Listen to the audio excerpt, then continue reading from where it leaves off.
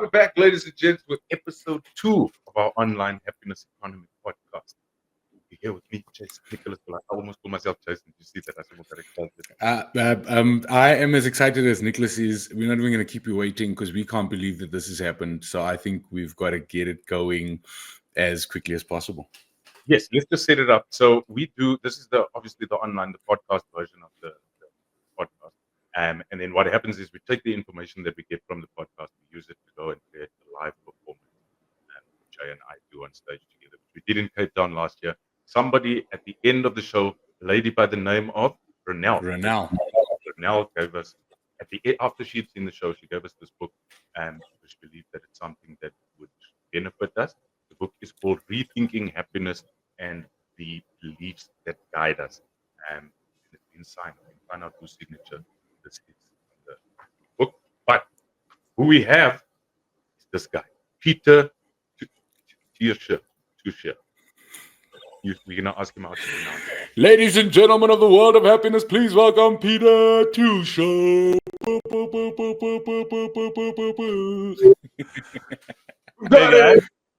Hey, Peter, thank you so much for joining us. It's great to be with you. Thanks so much for having me. Greetings to South Africa. Peter, how do we say your surname? It's Teuscher. I know it's a bit confusing for English speakers. It's a Swiss family name, and it's spelled Teuscher as if it was spelled T-O-Y. Okay, no, that makes perfect sense. Peter, so I don't know if you know the story about how we got into contact with you.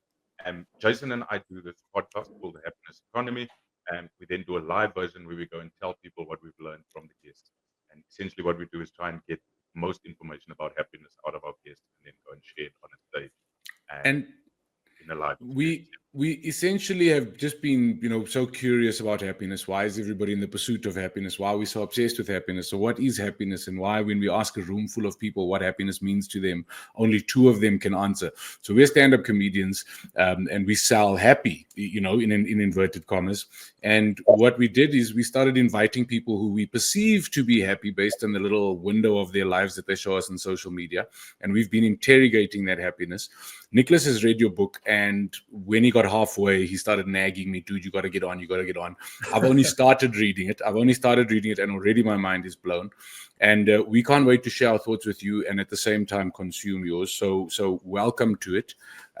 Nick, let's get in. Yeah, I think my first question is, firstly, I want to say thank you for putting everything into the book and making it available. It's the type of information that I feel like when you get it and realize the information you have to share it with the world. It's not the type of thing you keep to yourself. And I just want to ask, what got you there? What got you thinking so deeply about happiness, and more so, so the beliefs? Because what blew my mind was how you managed to change the way I think. And where did it all come from? Yeah, I mean, I've been on my own personal development journey for a long time. As I hit my 30s, I really hit a very low emotional point in my life. I struggled with depression even before I even knew what depression was, but from early childhood. So when I got to my 30s, I was really at this point of despair. Around my life was great. I had built a company with my brother. We were in Canada, and from the outside, my life looked great. But I'd go home to my apartment and be really unhappy, and then felt really guilty about it because I had no reason to be unhappy, and that really got me onto this journey of looking within, getting some therapy, but also getting a lot of mentoring, reading a ton of books. And so that was a journey that started for me more than 25 years ago. And the thing that I realized more than anything else that I have done with my life, what really made the improvement was changing the way I believe and changing the habitual thoughts that I have. And so that's kind of, the book is an aggregate of the sort of experience and knowledge that I've put together over the years, but it's also, I shifted from working in the corporate world to being a coach. And because I think this is a really important thing that a lot more people need, is that awareness of you can change your life so drastically by changing what you think and believe. The idea of your thought, the like I'm in a space now after reading the book. I finished the book probably about a month ago, and I find myself now, whenever my brain goes into that negative cycle that you speak about in the book, I stop myself and go, no, we're not allowing these thoughts into our head today. We want positive thinking, and it's amazing things have happened in the guys. I'm just so excited. Peter, thank you so much.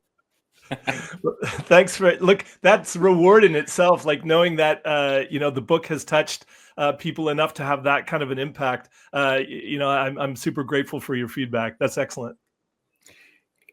Nicholas and I speak often about the fact that it's not rocket science, and even though I've only just started the book, these are simple things that I struggle to understand why it's not logic and common sense, and why we're not kind of indoctrinated with this type of thinking from the time we can think. Am I on the right track? Because it doesn't seem like rocket science. You don't need to be a genius to figure this stuff out. No, but the thing is, so many things that we're taught in school are not the relevant things we need to thrive in life, in so many ways. And happiness is one of them. If anything, people, human beings thrived and evolved in order to through cooperation and helping each other, and that meant to cooperate you also have to get along with each other. And so we learn from a young age how to fit in and how to assimilate. And so we adopt a lot of our beliefs and our culture and all those things. They can be very good, very positive, but also we inherit a lot of limiting beliefs, a lot of fear-based beliefs that stand in our way. And then we're never taught to question that. We just internalize it. So, a lot of times when I bring up philosophy, people maybe roll their eyes or, go, okay, well, that's maybe for university professors, but it's not, because I'm certainly not an academic. But the thing is, from the time we were old enough to think, we started putting together beliefs about ourselves, about the world and our place in it. And through that process, we never stopped to ask ourselves, does this belief support me? Does the part of the process can be, is this belief true? That's a really important thing when we're questioning ourselves and our abilities. But it's also really important to ask the question, is this belief useful to me? Because a lot of our beliefs we cannot prove if they're right or wrong. They're maybe a theory, they're a hypothesis, and we believe them for whatever reason, because we've had an experience, because someone else has told us, who's authority figure. But we never stop to say, does this support me? Does this belief really align with my values and where I want to go in life? And so when we learn that actually we can change the way we think, and our beliefs don't have to be our identity. We can change them, we can evolve them. And as we learn and grow and have new experiences, we can start to shift those beliefs, because a lot of the things our well-meaning parents or caregivers passed on to us, were meant to be, good values, but maybe they don't serve us anymore. And so that's why I think it's so important to rethink all of those things and make sure it's supporting our happiness. And I love that you guys are talking about happiness, because for me, it's such an important thing that people think is a bit frivolous, but at the end of the day, happy people are better partners, better neighbors, better citizens. You find people making much better decisions when they're coming from a place of joy and love and happiness, as opposed to a place of fear. Make decisions out of love, not out of Yes.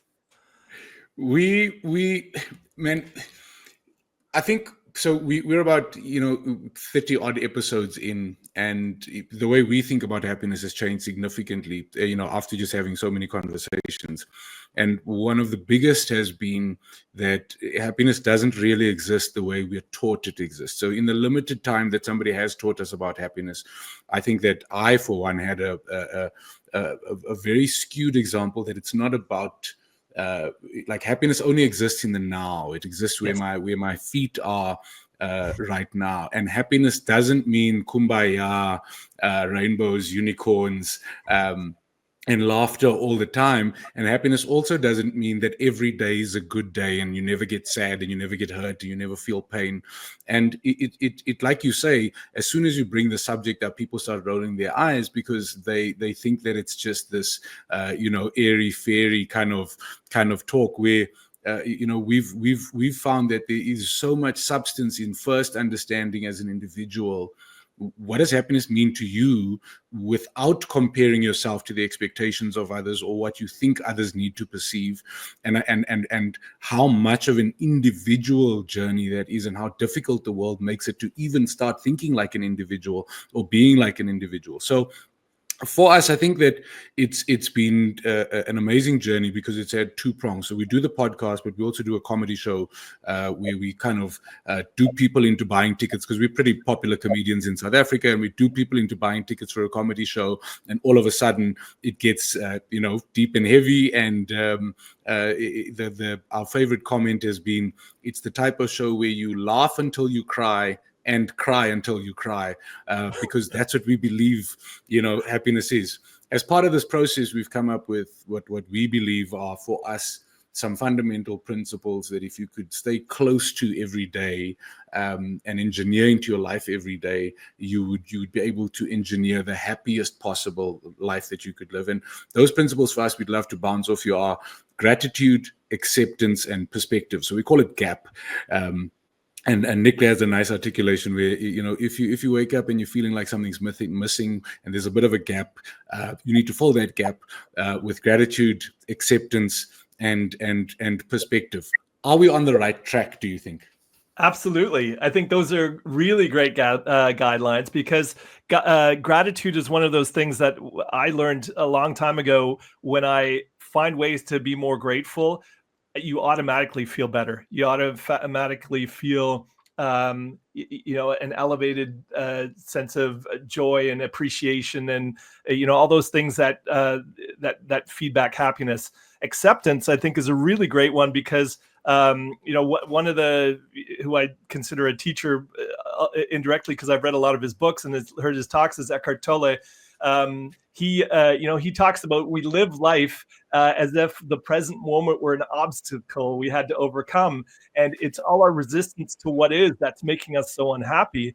So acceptance is not doesn't mean we just have to deal with the let life do what it will with us or other people, but accepting what is in the now, and then looking where we want to get to, in terms of rather than fighting against, finding ways to navigate life. And I think acceptance is that first step. Okay, this is the way it is. Now, how do I want it to be? And what's the route to get there? So, and then, so yeah, I think, sorry. And the P was gap was perspective. And this is so important, because I work systemically, which means we take a holistic look at things. And such a key point out of the systemic principles that I work with is that changing perspective, looking at things from different angles, and that will give you a much better picture of a situation. I also think in life, happiness for me is this feedback loop. It's telling us two things. It's either telling us that the way we're looking at the world is there's something skewed, or the actions and choices we're making are leading us farther from the needs and values that we have. So, but from the perspective side of things, when you're feeling depressed, it's really hard to see the world in a joyful way. But also when you're frustrated and when you're angry about things, if you can take a step back and look at it from a different angle, all of a sudden the world looks very different. So I love that acronym that you have, and I'm definitely going to adopt it, integrate it. I love it. That's the nicest thing you've ever said to me. Speaking about the acceptance, Jason's actually got a nice analogy on the GPS, and I think so when we're on stage and I'm trying to land it and articulate it, I go, acceptance is not surrendering, it's not giving up. But what it is exactly like a GPS. A GPS is marvelous because whether you use Waze or Google Maps, it can take you anywhere. So a lot of us understand the destination. We obsess about the destination, but a GPS can only help you if you tell it where you are now. And sometimes admitting and accepting that where you are now is your fault, is because of the decisions that you've made. There may have been external factors, but once you accept where you are, only then can you plot a route to where you want to go. My favorite part about the analogy is the way a GPS works is it'll plot your route. It'll then give you options. Do you want to go on the highway? Do you want to take back routes? This road has police. This road has toll roads or toll gates. And you can choose the one that you'd like to go on. And once you press go, it no longer obsesses about the destination. It only obsesses about your next step. So instead of showing you the destination all the time, it just says in 200 meters, turn right. And I think so many of us get caught up in this trap of obsessing about where we are not, and obsessing about why we are not, at the goal, at the destination, at the end point, and get stuck and don't move because we haven't accepted where we are for whatever reason. And therefore, even plotting a route becomes impossible, never mind taking that very important first step, which Nick and I speak often about, the fact that the first step is the hardest. Like, the journey gets easier after that first step. Just moving is the most difficult part. If you can take step one, you've done the most difficult part, and then just keep going. Yeah, one of the fear responses that we have is the freeze. We get stuck, and so we're afraid to make a wrong choice, and so we have no forward momentum. So absolutely, getting started, taking that first step, breaking through your fear is really important. But also, I'm a stickler for words, and you talked about fault. I think blame is not a healthy thing. So taking responsibility for where you are right now is important. Blaming yourself, I think, doesn't really help you and doesn't build you up. But I think it's the way what you just said is so empowering, because the choices I've made have got me here, and that means the choices I make from here going forward will get me somewhere new. And so it just helps you to recognize that I have the power, because a lot of people live in this sort of a victim mentality, and by nature, when you're a victim, you are powerless. And so if you can recognize that maybe you were a victim in the past, but that doesn't become part of your identity, that's empowering and helps you recognize that I can make new choices. I can take actions no matter what's happened to me in the past.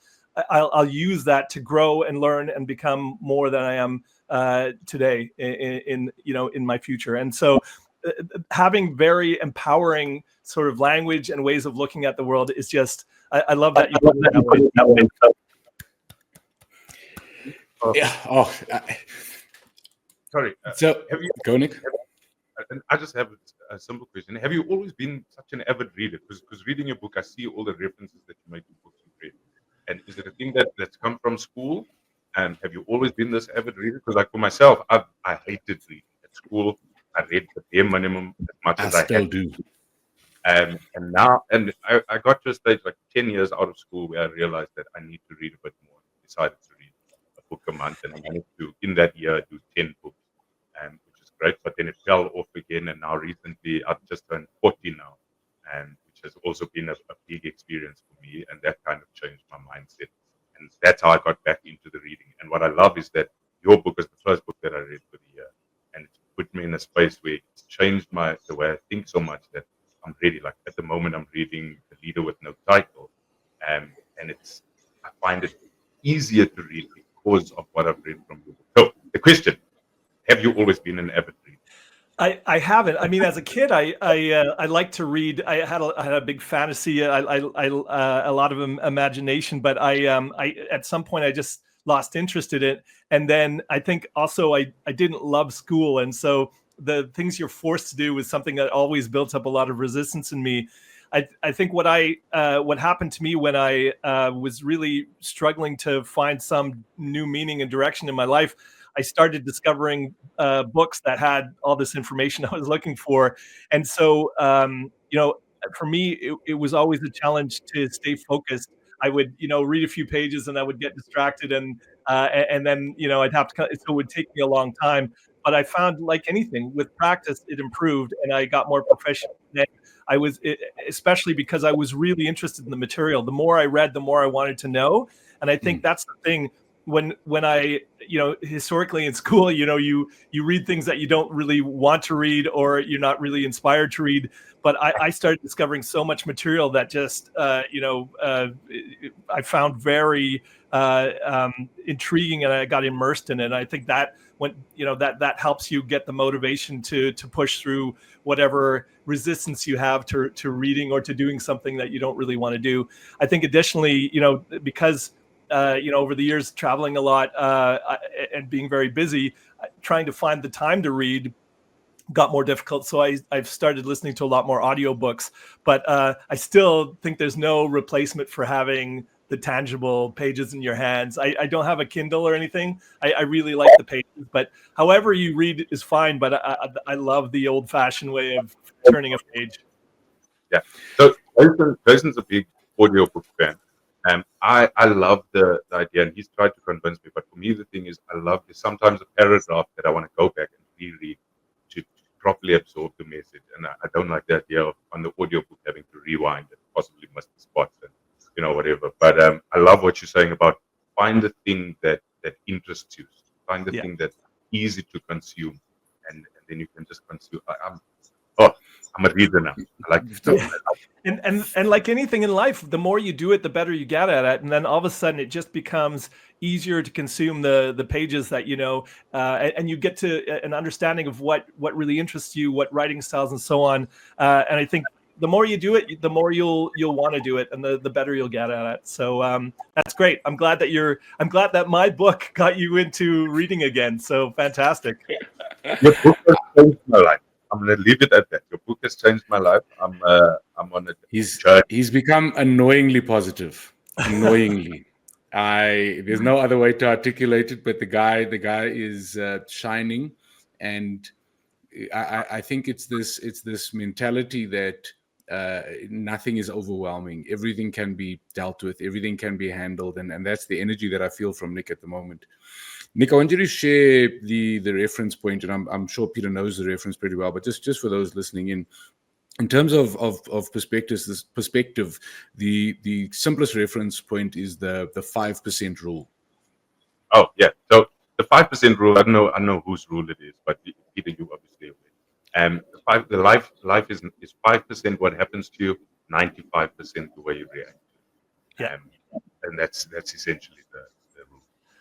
Yeah, and how it's not about the challenges we face, and you can apply that to so many different things. I've heard there's a Dr. Gabor Mate who's from a Canadian who's worked with people on trauma.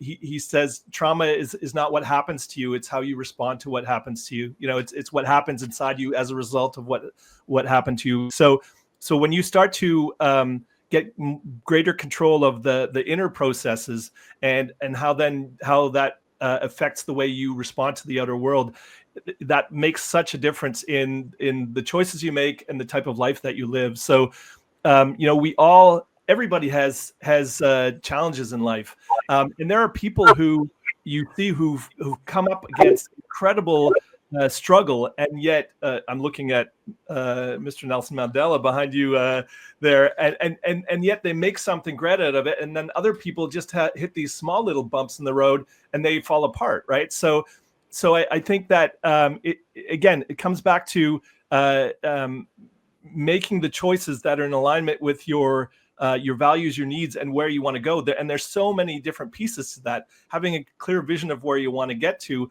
but also recognizing your own strength and power to do so. And the thing is, so many people think that they react to the outside world rather than being proactive and saying, this is the kind of person I want to be. This is the kind of life I want to live. These are the places I want to get to in my life, and allowing life to be something that they create for themselves rather than kind of being pushed around by the circumstances that they're facing day to day. And I think that comes back to perspective, right? What you said before, you just get that change of perspective and recognize that, yeah, I'm the captain of my life. I can give control to everything else, or I can take control and make my own choices. Yeah. I can be the director or the actor that just gets told what to do. You decide. You decide. Yes. So and we've been very big on not making it fluff, because I think that the subject matter can very easily become kind of surface level. And the way I articulate that is, we don't want the live show, for example, that we do to be energy drink motivation, where you in the room and you feel you feel uplifted, but you don't have any tools. So 2 or 3 days later you hit a slump and there's no tools to apply the whatever you think you've learned to actually start affecting change in your life. So if we were to look at gratitude, acceptance, perspective, gratitude, for example, do you have any tools that you can share with us? I read an article that said gratitude and anxiety are developed in the same part of the brain, which means your brain can only experience one of those sensations at a time. And it made a lot of sense to me, because when I'm overwhelmed with anxiety, no matter how hard I try and think about things that I'm obviously grateful for, I don't feel that lightness that gratitude normally brings. So I subscribe to that thought process. But are there tools that you can share that you've used to kind of make sure that you're close to your gratitude? There are, and it's one of many things that I do. The process to changing your life and improving your life is integrating the right habits. And so for me, gratitude and appreciation has become a habit that I've integrated into my daily life. So some people will like to have a gratitude ritual for in the morning. Some will do it in the evening. It's something that I end my day with. So I will. Specifically, before I go to sleep, I'll think about things that I'm grateful for on that day, and it's not just I'm grateful to be alive. I'm grateful for everything that I have. I try to get really specific about something that's happened that day that I'm super grateful for, and that then puts me in a state. The way you go to sleep often primes you for the next day starting the right way, and so I think for me, I've been doing it for so long. It's kind of an automatic process. But for people who are just kind of getting into it, you can people talk about a gratitude journal. So you can have something that and I think the written word is really important. So I don't think that typing it into your digital device is a good replacement. Take some paper, write it down. That whole experience does something for you, and then read it back to yourself. I think that is a great process if you're just starting out, and you can integrate it into every day. You can look for things to appreciate. So when you find yourself complaining, you can with intention look for something. What's something positive about it? Yeah, everything looks like it's falling apart, but what's something good that could come out of this? And you start to train your brain to, we're wired to look for the dangers, to look for the things that are going wrong. That's why we're so attracted to the news, and that's why good news doesn't really sell, because it's just not the way we're wired. So it's really important to train ourselves to start thinking differently, and all of that comes with practice. So when you find yourself seeing 10 things that are wrong with your life, try and with intention to look at when you feel all this kind of welling up inside you, trying to look for one thing. Maybe it's just, and I love giving this example of Viktor Frankl. I don't know if you've read his book Man's Search for Meaning, but he was a psychologist that was put in a concentration camp during the Second World War by the Nazis, and he describes this moment in his book where it's a cold winter day, and there's this beam of sunlight that hits his face, and there's this moment of joy in otherwise atrocious conditions. So I always tell myself, if he could find joy in a moment, I can certainly do it at any given day of my life, right? No, I feel like that's so important. There's a comedian friend of ours, Stuart Taylor, who does a bit about if you're sad and depressed, find uglier friends. It's this crazy perspective. Like, if you're depressed, just hang out with people that are fatter than you. I promise you are gonna feel so much better. And even though he says it in jest, just that reference that you made, I think, is such a beautiful tool. Is Sometimes you need to give yourself perspective, and even on those days where you believe from your perception there's nothing to be grateful for, sometimes you've got to go to the little ray of sunshine shining into the window of a concentration camp and go, that doesn't make my situation look that bad. Yeah. And I think the other thing that undermines us is expectation and comparison. We talk a lot today. I hear about, economists talking about we live in the best times ever. And what makes people unhappy is this, people aren't, there's less poverty, but there's relative poverty, because poor people still have a refrigerator and they still maybe have a microwave, but, they're still struggling day to day. And so at the same token, we have it pretty good. If you're a middle-class person who, your basic needs are met, you have it pretty good compared to some other people in the world. But you're comparing yourself to, and this is, in part, the social media causes us to compare ourselves to these images that people are posting. They're posting these absolute best moments that are in some ways probably contrived or just set up to look better than they are. And so don't rely on that. Don't make that comparison. I always think, I have no competition other than with who I was yesterday. So when I'm making that comparison to who I was yesterday and have I gotten better and am I continuing to grow and learn, I think that's the only comparison that I need to make. So if we can be aware of that comparison and our expectations, because sometimes, I have part of my philosophy is everything always works out for me. So if I'm feeling in any moment that something's not working out, I just trust that, if I keep at it, it'll eventually get where I want to go. Right. Or the things that have gone wrong will lead to something even better than I expected before. So if we can integrate those kind of beliefs into our philosophy and live by them, we will be much happier. Peter, do you have kids? I have no children of my own, but my second wife, she brought a daughter into our relationship, and that's been a fantastic experience. So I now last 4 years have sort of become a second father to a now 11-year-old. Congratulations. Thank you.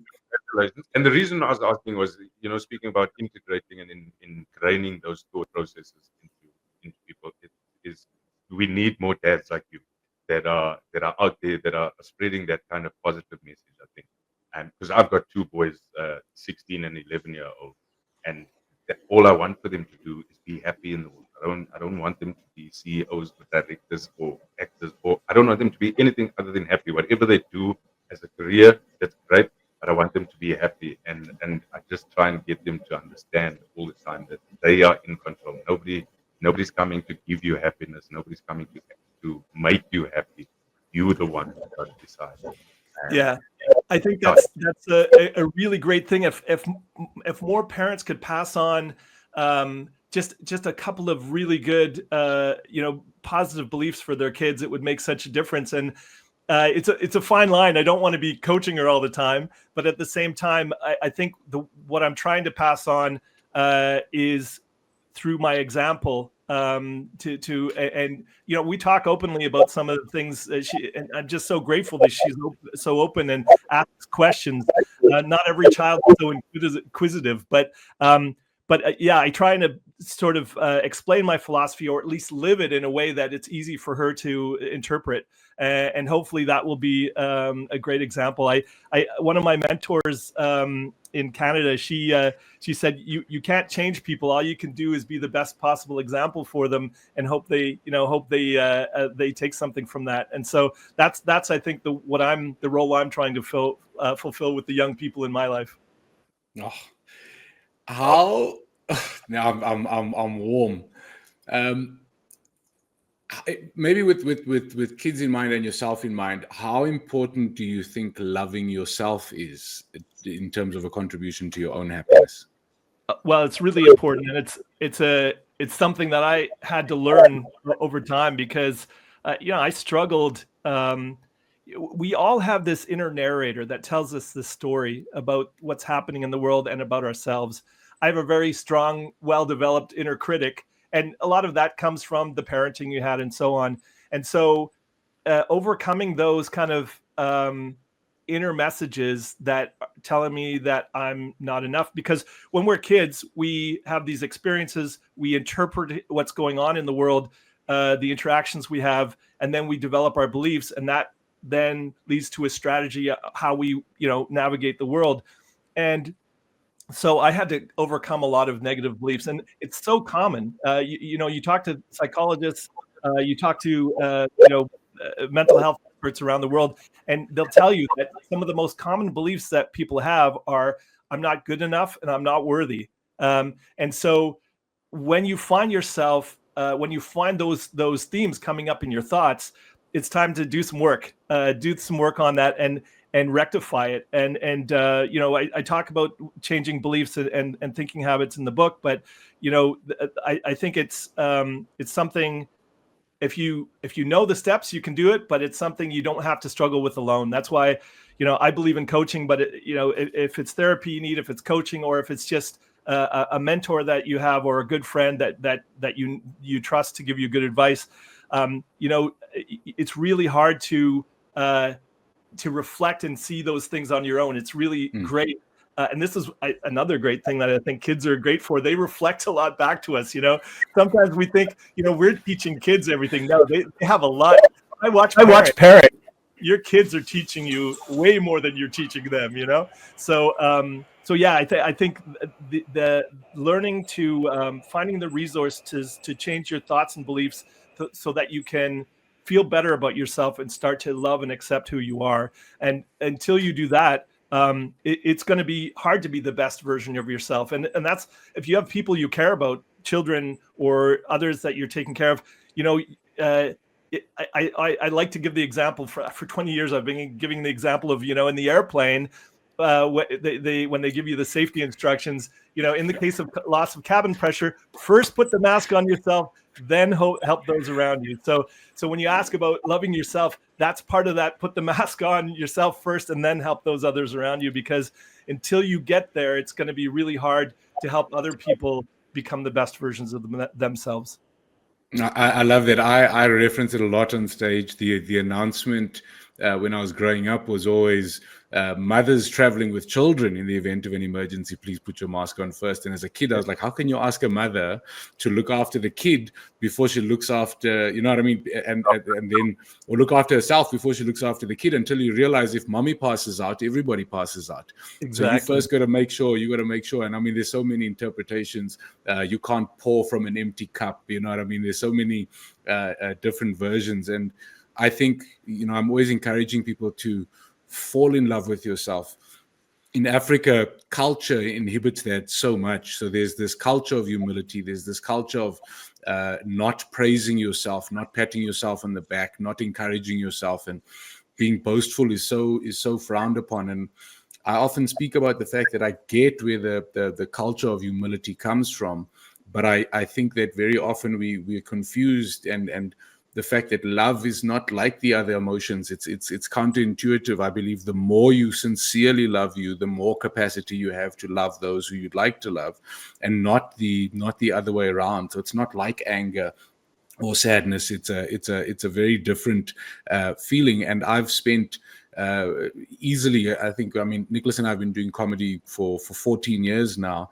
And I've spent the last 14 years learning to fall in love with myself. And there were just so many layers to first unpacking all of these perceptions, as you said, all of those preconceived thoughts of I'm not good enough, I'm not worthy, I don't look like all of these magazine covers and social media people, and then kind of, finding your way around that. And even to the point where I encourage people to sometimes leave logic and other people's sense of truth out of their own stories. So I'm like, for me, the only person that needs to believe I'm beautiful is me. Of course, it helps that my wife thinks I'm beautiful, but I think we subscribe so hard to other people's opinions, and I find so many of my friends are in that trap where people are, standing in their own way because they're so worried about what everybody else thinks. So unsubscribing from that, and if you lead with kindness, I see nothing wrong. But that, I'm so glad you affirm that.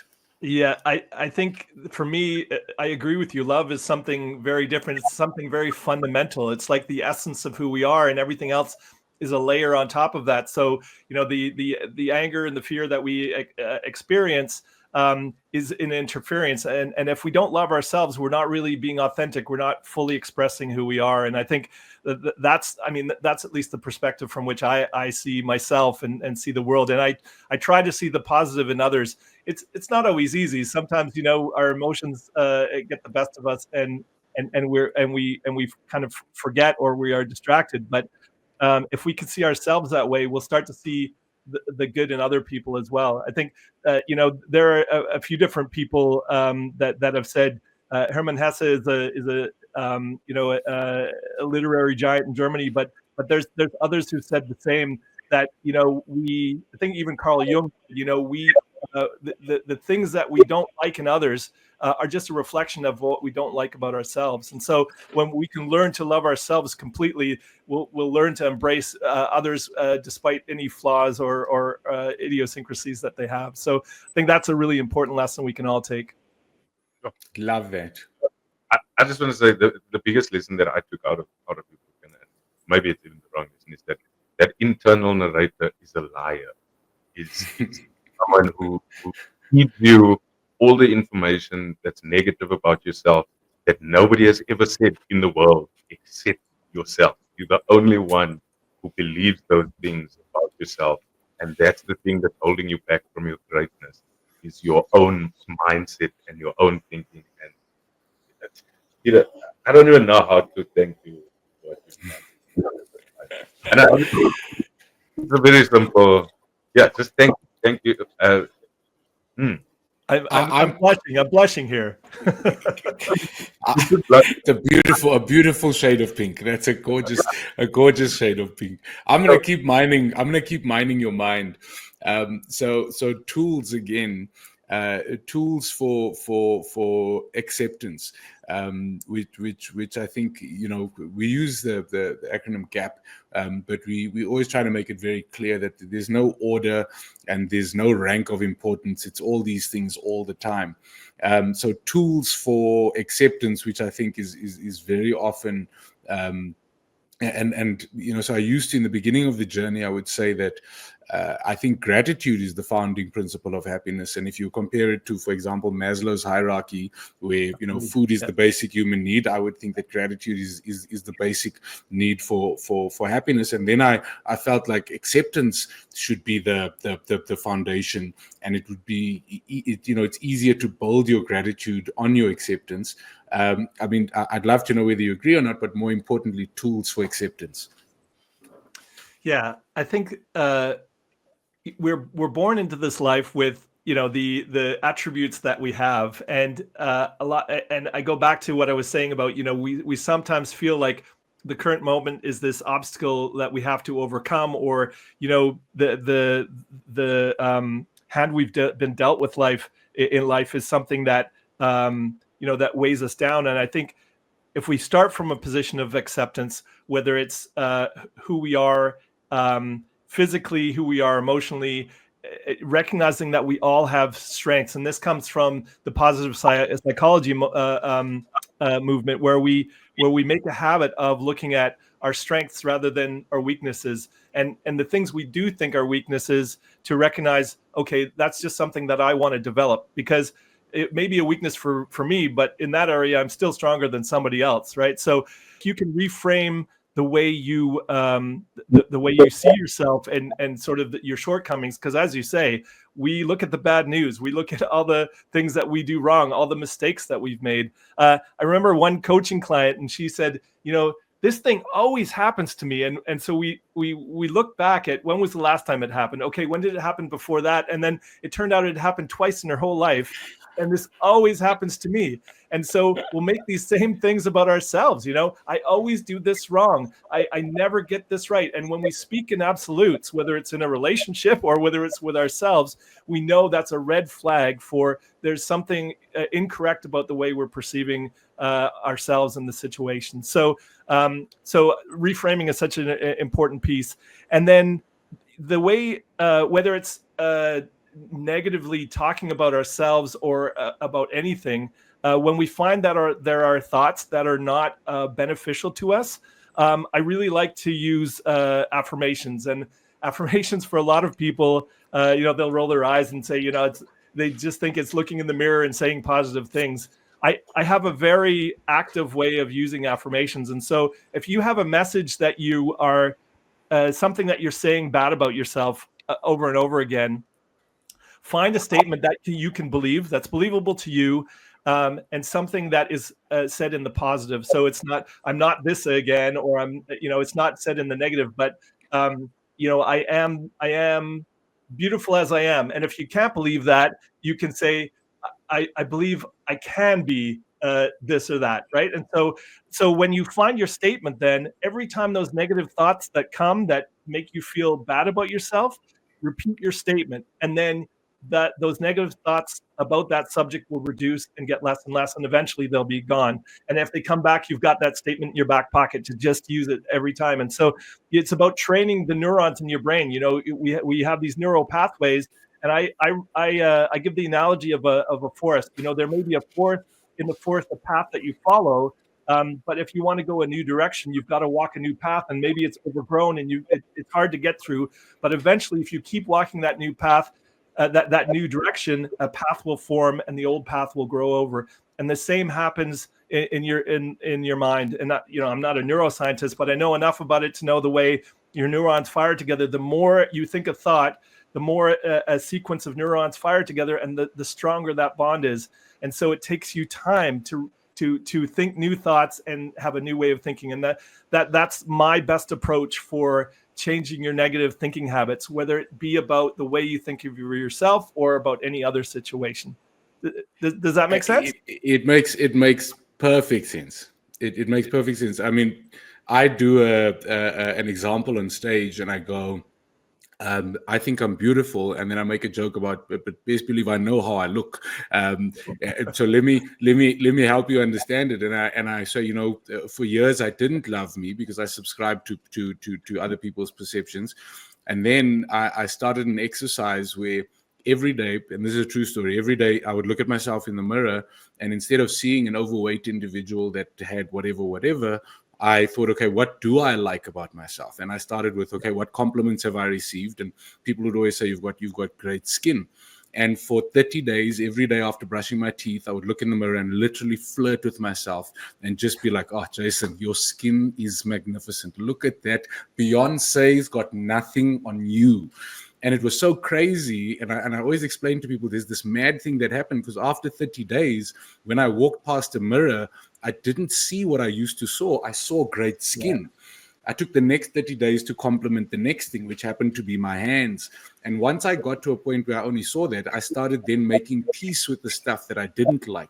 So my little bit of a skew smile, the way my eyes are deep set, or anything that I was insecure, I'd kind of go, listen, your eyes may be deep set, but with that skin, I think you're working with something there. And now I mean, my wife is drop dead gorgeous, and I spend more time admiring myself in the mirror than she does. You know what I mean? It's this crazy thing of acceptance. But I think it speaks to that rewiring yourself and taking the time to refigure out those pathways. But you first have to accept that those pathways exist, that those negative habits are present, and then kind of start that journey of reworking them, which has changed my life forever. And I'm now the most annoying. The most annoying. I introduce myself on stages. Please welcome the third sexiest fat man in the country, and then I follow that up with, I'm number one. I'm just being humble. You know what I mean? I'm just being humble.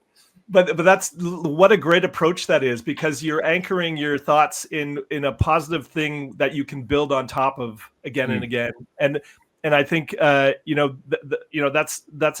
a type of work that I do with people as well, where we look for the sort of what's the foundation, what's the thing we can cling on to and anchor ourselves, and then grow from there. Because a lot of people, instead of anchoring in something good, they have this negative anchor that keeps pulling them down, right? So that's a fantastic, and there are lots of great tools like that, but it just shows the power of shifting your perspective on what you're looking at, and then using that to pull you in a new direction.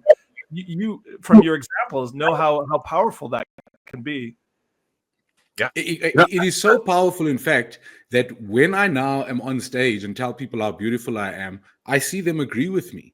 It is so, I promise you, it's so powerful that I think I'm, I look at pictures of myself before I believed and after I believed. And I can see the reflection. There's a lot of, people in our industry that tease me and say, oh, money makes you handsome. And I'm like, no, it's not. It's not the changing of the soap. It's about changing the mindset, which has become true. But more importantly, stepping out of relying on somebody else's affirmation, somebody else's confirmation of what I am, what I'm capable of, what I can do. And first, making sure that I understand, because if I don't believe, how can I expect somebody else to believe? If I don't love me, how can I expect anybody else to love me? And it's it's really changed, I think, the last 10 years of my life compared to the 25 years that preceded that. Unbelievable difference. Yeah, and I think it's also important to. I really like to encourage people to look at the positive sort of inner qualities that they have, because if you feel like you're too short, or you feel like you're too something else, there's things out of our control. But if you can recognize, yeah, but I have a big heart. Yeah, but I'm kind to other people. Yeah, but I'm really good at this thing, and other people appreciate it. Then you start to recognize, well, those are the things I'm going to cultivate, no matter how other people see me. When you start to really love yourself, people will see you in a different way. And I think, I fully believe that the energy you give off from feeling really great about yourself, no matter what. And I've seen people who are disabled, who are have been disfigured by an accident or something, and yet they just have this energy about them, and you can't help but love who they are, regardless of what you see on the surface, right? So I think that's just an important thing to keep in mind. Love it. I think the most important, or the most frustrating thing for me, is that people don't understand how easy it is to just change the way. And at the same time, I don't think so I agree that it's easy, but I think the fact that you have to consistently do it, consistently speak it. I had a great mentor who everybody around him would say to me that, yes, be careful, that guy will trap you in a conversation and speak to you about things you don't need to know. And I very quickly learned from him that everything he says to me is for him. So he was a library of information. And if I treated him like a library, I would win. But if you go to a library without a purpose, you will be consuming information that's not going to feed you. So if I had a question for him, he would give me all of the answers. But if not, he would tell me all of the stuff that he needed to reinforce every single day to keep his mind, to keep himself on the path. Because although I agree that with the neurons, paths will grow over, I do think that if you stop walking the path that you should, those old paths are very easily opened up again. Absolutely. And that reversion. So just keeping on. And that's why, I understand, like, from my perspective, I fully understand why the book probably forced you to write it. You know what I mean? It was like something that like Nick said, yes, you feel is important to share, but and maybe I'm making an assumption, but I feel like that book was as important to you as it is to us who consume it. Absolutely. The book for me was really reinforced. Well, first of all, it forced me to put into words and to clarify my own thoughts and beliefs and reflect on them and make sure that, and tweak them and so on. So always, even in coachings, when I have a coaching with someone and I get something out of every time, they reflect something back to me about myself, or I give them some advice and I go, oh, I could take some of that advice myself. But the thing is about it being hard or easy, that's relative. People will. Once you've learned to do something, it's always seems easier. It's taking that first step that seems hard. And if you come from a very negative sort of perspective on life, or you may have already been on the verge of that breakthrough anyway, and all you needed was the book to give you the nudge over. But for some people, they make it hard on themselves. It all depends on how much resistance we have to change and to the information that's presented to us. So easy and hard is all relative, but we often, if something's hard, you're probably making it hard. We are the biggest obstacle for ourselves in our success in life. We create most of our own problems. And once we realize that, it will get a lot easier. That's what I'm saying. I was going to back it up by saying it's easy when your mind is right. You've got to be in the right mindset and have the right understanding for it to be easy. And yes, it's easy for me to say now because I find myself in a space where I've decided to make the change, and I've decided that I want more out of life. And therefore, I find it a lot easier to just make the different changes, make the different decisions, and push those negative thoughts out. I get excited when I feel a negative thought in my mind, and I go, "No, we don't do this anymore. We get rid of you." So, look, I feel like we have kept you for long enough. We're gonna wrap. So before we wrap and enter into what we call the Goliath Happiness Index, yes, I want to encourage every single human out there. Whether you're struggling or not, I think this is important. Whether you feel you've got a good grasp on your happiness or not, get the book. Let it feed you. It is get the book. Get the book. Nick's gonna show you the book one more time. I'm gonna show you. Is this your? That's me. I signed it. Oh, you see, so somebody gave us their signed copy of your book. That's how much this book. Shout out to Renelle. Renelle. Thank you so much. Renelle is amazing. And deep gratitude to Renelle for all she does. She does a lot of the PR for me. So fantastic. Shout out. And I can honestly say it's made Nicholas taller and more handsome. So even if that's why you're going to read the book, trust me, do that. It's going to make you happy. We cannot thank you enough for your time and the work that you do. The Goliath Happiness Index is super simple. We rate 1 to 5, 1 being couldn't be worse, 5 being couldn't be better. And it's just about where is Peter with regard to gratitude, acceptance, and perspective. So 1 to 5, gratitude.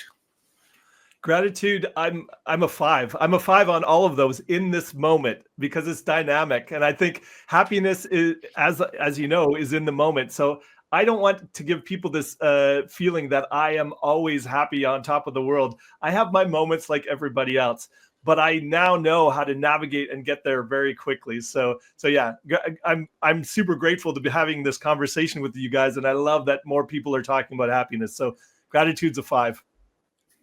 Love, respect.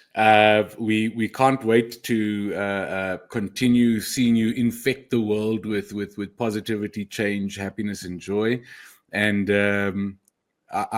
we hope to move a rock for you. You have done us a great kindness by agreeing to come on our platform.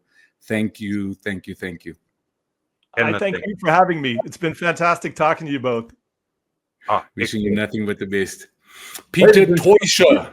Ladies and gentlemen, Rethinking Happiness. Rethinking Happiness. Go and get the book. Peter, do you want to just give a quick shout out to any of the other platforms? I know you've got the podcast where people can consume some of the content very easily. So anywhere where people can just start getting in touch with you and the way you think. Absolutely. My website's the best way to track me down. It's peterteuscher.com. So the last name is spelled Teuscher. And you can find a link to my book. I write a blog every week to inspire people on a wide variety of topics. And then, if anybody needs any coaching or wants to ask any questions of me, feel free to contact me through my website. Are you based in Germany, or do you just happen to be in Germany at the moment? I live in Germany, and I live in Hamburg, Germany. So, the wife and kids are here. So it's now my home, but I'm originally from Vancouver, Canada. So we've never been to Vancouver. We've only been to the big comedy festival in Montreal, which is some of the best times of our lives. And I thought about it today, Nicholas. Our first time in Montreal was 10 years ago. It was 2015 when we first went. So that's how old we are. Which is that's what's happening here. But love, and we hope to see you. If you're ever in South Africa, please reach out. And if we are ever in Germany, we are going to stalk you. Please do. Wishing you nothing but the best. Thank you for watching, everyone.